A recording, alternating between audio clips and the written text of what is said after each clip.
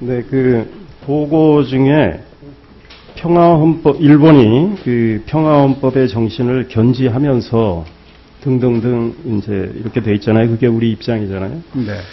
그 집단적 자위권을 행사하는 것이 평화헌법 정신에 맞는다고 생각하십니까? 그게 이제 평화헌법의 정신에 지금 그래서 이제 그 사실은 저희들이 어떻게 보면은 일본 내에서도 지금 평화헌법의 정신에 부합하느냐 안 하느냐 이런 것이 굉장히 논란이 되고 있는데 그런 차원에서 저희들이 평화헌법의 정신을 준수하라는 것은 저희들이 뭐 간접적으로 저희의 정부 입장을 표명하는 것으로 이렇게 이해해 주시면 되겠습니다. 그 말씀은 일본이 집단적 자위권을 행사한다면 평화헌법 정신에 어긋난다고 우리 정부는 보는 걸로 저희들이 이해해도 되겠습니까? 평화헌법의 정신은 아시다시피 평화헌법 제9조에 일본은 전쟁을 영원히 방기하게 돼 있고 전력을 보유하지 않게 돼 있으며 교전권도 부인하고 있습니다. 그러나 현실적인 상황에서 보면 자위대라는 것이 현재 평화헌법 구조를 엄격히 논리적으로 해석하면 거기도 맞지는 않는 겁니다. 그래서 현실과 지금 그 평화헌법에서 말하고 있는 정신은 이미 괴리가 생겼다 이렇게 볼 수가 있겠습니다. 다만 저희들은 그러한 평화헌법이 추구하고자 했던 기본적인 정신 그러한 것은 반드시 일본 정부가 지켜야 된다. 그런 입장을 표명하고 있는 것입니다. 다시 한번 명확히 하면 자위대 이야기 말고요. 집단적 자위권 행사는 평화헌법 정신에 배치된다. 이렇게 생각하시는 거로 이해되겠습니다. 평화헌법 제9조가 원래부터 지향하고 있는 바는 일치하지 않는다고 보고 있습니다. 그 우리 정부의 목표가 무엇입니까? 이 문제에 관한 우리 정부의 목표. 저희가 지금 우리 정부의 입장에서 표명하고 있는 것은 일본이 그 사실은 아주 엄격히 말한다면 집단적 자위권을 행사하느냐 안 하느냐 문제는 그 일본의 국내 문제입니다. 그렇기 때문에 저희들이 유효하게 그것을 제어할 수 있는 방안이 없다는 것도 사실 인정을 해야 되는 엄연한 사실입니다. 다만 주변 국가로서 우리가 피해를 받은 국가로서 거기에 대한 우리의 입장을 표명하는 것은 저희들이 당연히 해야 될 일이기 때문에 그렇게 하는데 구체적으로 어떤 방향에서 어떻게 이루어질지에 관한 것이 아직 일본이 공식화가 안 돼 있기 때문에 저희들이 그에 대한 대응을 어떻게 취할 것인에 대해서는 아직 말씀드리기 어려운 상황이라 이렇게 말씀드리겠습니다. 일본의 집단적 자위권 행사가 평화헌법 정신에 어긋난다고 보신다면 우리 정부의 목표는 행사를 하지 못하도록 하는 게 목표가 돼야 되는 거 아닌가요? 그런 목표를 정할 때는 목표를 달성할 수 있는 그런 가능성도 봐야 된다고 생각합니다. 네. 그렇다면 또한 지금 아시다시피 이런 것들은 일본 단독의 문제가 아니고 미일 동맹 차원에서 지금 되고 있고 또 미국이 오래전부터 일본에 대해서 그것을 장려해 왔던 그런 상황이고 저희는 또 한미 간의 동맹이 있고 이 한미 동맹과 미일 간의 이 지역에서 안보에 관한 여러 가지 함의가 있습니다. 그래서 이런 것이 그렇게 말씀드리자면 어떤 쉽게 한마디로 이거는 뭐다라고 이렇게 정의할 수 없는 굉장히 복합적인 측면을 가지고 있다는 점도 네, 감안해 주셨으면. 네, 외교적으로 현실적인 어려움은 이해를 합니다. 그래서 지금 보고 말씀 중에 일본 내에도 반대 여론이 많고 그래서 연내는 좀 어려울 걸로 본다. 이제 말씀을 하셨잖아요. 그래서 저는 우리 정부의 미일 동맹도 좋고 한데요. 우리 정부에 분명한 목표가 있어야 될 것 같아요. 그래서 그 목표에 따른 전략이 나와야 되겠죠. 그러니까 일본에서도 반대 여론이 많아서 지금 연내에 어렵다라고 보신다면 만약에 목표를 이 행사를 하지 못하도록 하는 거에 설정을 한다면 우리가 보다 외교적으로는 상당히 미묘할 수 있지만 우리가 보다 단호한 목소리를 내고 또 국제사회에서 우리의 목소리를 반영을 시켜서 일본이 지금은 참 이걸 하기가 어렵겠구나 이런 일본 국내 여론도 우리가 불러일으키는 전략도 있을 수 있고 그런 거에 대해서는 검토를 안 해보셨나요? 저희들이 필요한 외교적인 지금 조치는 취하고 있습니다. 이 의원님 잘 아시다시피 지금 국제적인 반응은 일본의 집단적 자위권 행사에 대해서 적극적으로 반대하고 나선 나라 한 나라도 없습니다.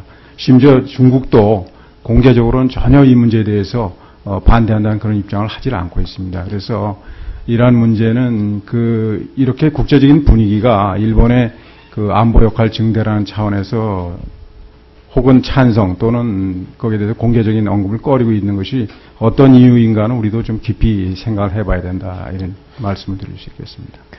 그러니까 다른 나라들이 조용히 있기 때문에 우리도 지켜보면서 조용히 미국에서 우리는 우리의 입장을 전달한다. 저희들이 외교적으로 계속 그 각국의 입장을 파악을 하고 있고 그걸 종합해서 지금 어떻게 할 것인지를 하고 있는데, 현재까지 저희가 파악한 바로는 어느 나라도 공개적으로 나서서 거기에 대해서 반대한다는 없습니다. 이 문제와 관련해서 우리의 입장이 좀 더 단호하다면 우리가 중심이 돼서 이니셔티브를 갖고 뭐 중국하고도 얘기를 하고, 우리 존경하는 박홍근 의원님 말씀하셨지만 일본의 지금 과거사에 대해서 일본의 인식이 우리 전 세계가 거기에 대해서는 동의하는 거 아닌가요? 제대로 된 반성도 하지 않은 상황.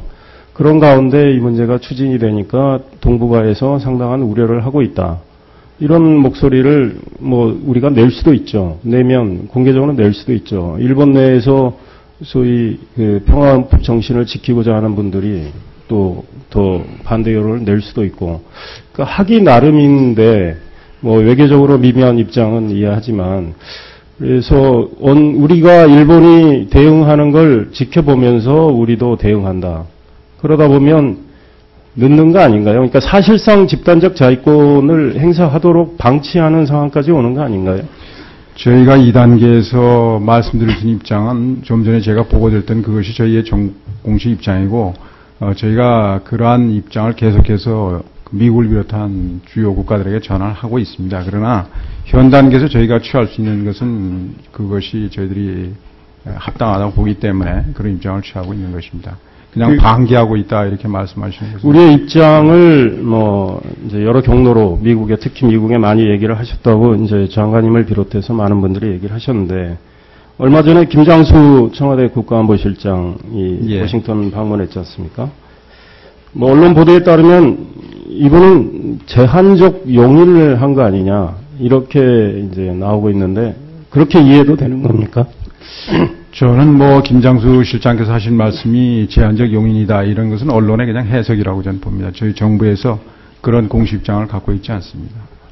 그러니까 언론은 해석할 수가 있는데, 언론이 그렇게 해석한 건 사실상 미일 동맹에서 전략 차원에서 추진하는 이 문제에 대해서 우리는 뭐라고 하기 어렵다. 다만 이 한반도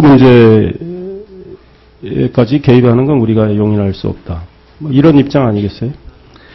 그 당시 하신 말씀을 제가 그 현장에 없었기 때문에 정확하게 어떤 맥락인지는 하여튼 모르겠습니다만, 저희 김 실장께서 저희 정부 입장을 잘 알고 계시기 때문에 그 정부 입장에 따른 그런 말씀이다, 이렇게 저희는 알고 있고, 그 집단적 자위권이 유엔 헌장에 나와 있다, 이런 말씀을 하신 것 같은데요. 저도 아까 보고를 드렸습니다만, 그게 이제 유엔 회원국들은 당연히 갖는 권리로 이렇게 아주 명기가 돼 있습니다. 다만 이제 저희들로서는 아까 저희들도 누차 말씀드렸습니다만, 과거 역사로 비롯한 어떤 불신의 문제, 또 저희들이 가지고 있는 의구심, 의혹, 이런 것들이 이제 해소가 돼야 된다는 이런 입장을 말씀드리는 것은, 일본이 어떤 유엔에서 또 미일 간의 안보 협약 조약에서 인정되고 있는 그런 것들이 우리도 당연히 인정한다, 그런 뜻은 아니라는 것을 제가 분명히 말씀드립니다. 국방부 차관이 일본이 지금 집단적 자위권을 추진할 때가 아니다라고 외교부에 비해서는 훨씬 분명하게 얘기를 했는데요. 그에 대해서는 어떻게 생각하십니까? 저는 그 국방부 차관이 그 개인의 의견이라고 이렇게 국방부 차관으로서 안보를 담당하면서 할 수 있는 말이라고는 생각합니다만, 그게 정부의 지금 현재 기본 입장은 아닙니다. 우리 정부의 기본 입장을 다시 한번 확인 좀 해주시겠습니까? 저희들이 아까 그 평화법의 정신을 준수해야 되고, 또 주변국과 과거의 사롭던 주변국의 우려와 의구심을 해소해야 된다. 또 저희 이 주변의 지역의 안정에 해가 돼서는 안 되고, 우리 한반도에 관한 문제는 반드시 우리의 요청에 의해서만, 우리의 승인하에서만 그것이 가능하다는 그런 것이 저희 정부의 입장입니다. 그러니까 국민 입장에서는 좀 선명하게 와닿지 않을 것 같아요. 정부 입장이 좀. 예, 저희도 그건 충분히 이해를 합니다. 그래서 그러면 우리 정부의 목표가 과연 무엇인가? 이거에 대해서도 우리 국민들은 헷갈려 할 것 같고, 그래서 이런 우려를 좀 고려를 해 주셔야 된다는 생각을 하고요. 하나 지금 보고 중에 이제 소위 아베 총리의 적극적 평화주의, 이에 대해서는 어떻게 보십니까? 이거는 사실은 말 그대로 보면 과거 일제의 대동아 공영과 별 차이 없는 거 아니에요? 표현상으로는. 글쎄요, 그게 뭐 대동아 공영권 주장과 같은 거라고 저는 말씀드리기는 어렵고, 그러니까 다만 그 일본이 아베 총리가 그 국제적인 지지를 얻기 위해서 그러한 그 명분을 그런 식으로 표현한 것이 아닌가 이렇게 생각을 합니다. 예. 죄송합니다. 오토바이 모드로 이게 대동아 공영과 같다는 뜻을 얘기하는 게 아니고요. 그 레토릭이 그렇다는 거죠. 적극적 평화주의라는 말을 쓰면서 사실은 과거에 대동아 공영하면서 일본의 흉계를 감춘 표현 아니겠습니까? 그런데 적극적 평화주의도 그런 인상을 준다라는 거죠. 왜냐하면 일본의 아베 정권이 우리 역사인식에 매우 문제가 있고, 그건 국제사회가 우려하고 있기 때문에 이런 표현을 쓰는 거예요. 말 그 자체에 좋은 말 얼마나 많습니까? 그런데 이거에 그 감춰진 일본의 소위 말해서 의도, 흉계, 이런 것들이 걱정된다는 뜻에서 그런 말씀을 드린 겁니다. 예, 하여튼 그 적극적 평화주의라는 것을 이제 아베 총리가 지금 유엔에서 연설을 통해서 밝히고 전 세계 주요 국가를 다니면서 지금 계속 그걸 강조를 하고 있습니다.